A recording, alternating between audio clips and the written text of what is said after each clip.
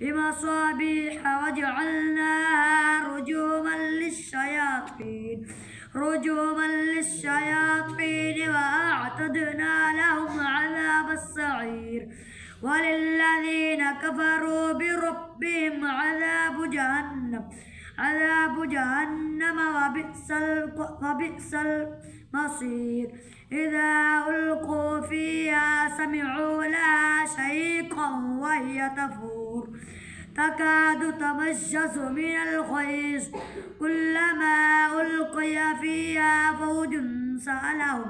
سألهم خزنتها ألم يأتكم نذير قالوا بلى قد جاءنا نذير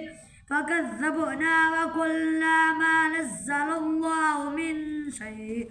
إن أنتم إلا في ضلال كبير وقالوا لو كنا نسمع أو نعقل ما كنا في أصحاب السعير فاعترفوا بذنبهم فسحقا لأصحاب السعير إن الذين يخشون ربهم بالغيب لهم مغفرة وأجر كبير وأسروا قولكم أو اجهروا به إنه عليم بذات الصدور